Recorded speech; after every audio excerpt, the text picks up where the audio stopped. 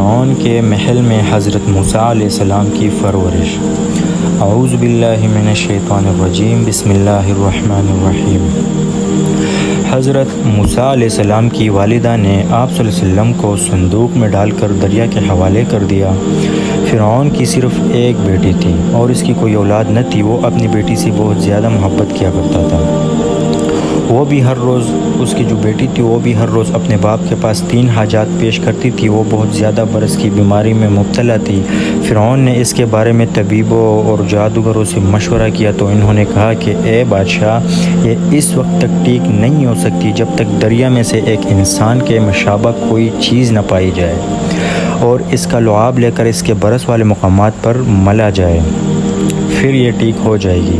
اور یہ بھی اس وقت ہوگا جب فلاں دن اور فلاں مہینہ ہو اور سورج خوب روشن ہو۔ جب وہی دن آ گیا تو فرعون نے دریا کے کنارے پر محفل سجائی۔ اس کے ساتھ اس کی زوجہ آسیہ بنت مزاحم بھی تھی۔ فرعون کی بیٹی بھی اپنی لونڈیوں کے ساتھ دریا کے کنارے پر جا کر بیٹھ گئی۔ دریائے نیل سے ایک نہر فرعون کے محلات کی طرف آئی ہوئی تھی۔ اس میں فرعون کی بیٹی اور اس کی لونڈیاں نہانے لگی۔ انہوں نے دیکھا ایک تابوت دریا کے موجوں میں ہچکولے کھا رہا ہے جو ایک درخت کے ساتھ آ کر رکا ہے۔ فرعون نے حکم دیا کہ جلدی سے وہ تابوت میرے پاس لایا جائے۔ کشتی والے لوگوں نے جلدی سے وہ تابوت فرعون کے پاس پیش کر دیا۔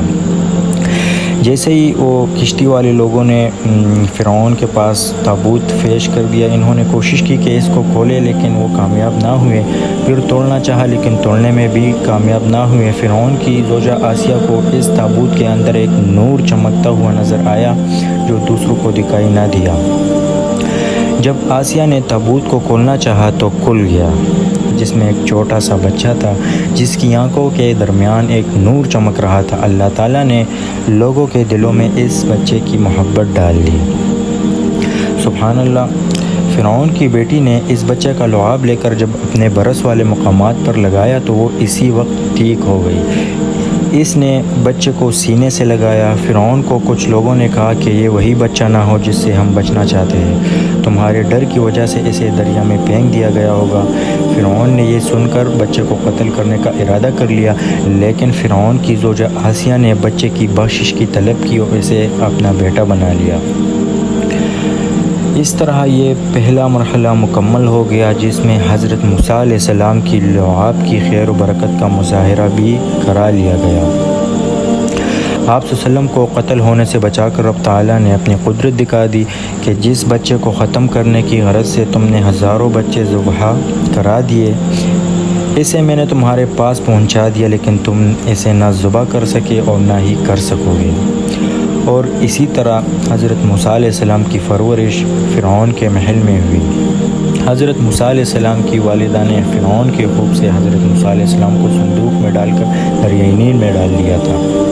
پھر یہ صندوق دریا میں جا رہا تھا اور دریا میں سے پھر دریائے نیل کے لہروں پر بہتا ہوا فرعون کے محل میں جا پہنچا، اور حضرت موسیٰ علیہ السلام کی جو پرورش تھی وہ فرعون کے محل میں ہوئی تھی۔ پھر حضرت موسیٰ علیہ السلام کی پرورش فرعون کے محل میں ہوئی۔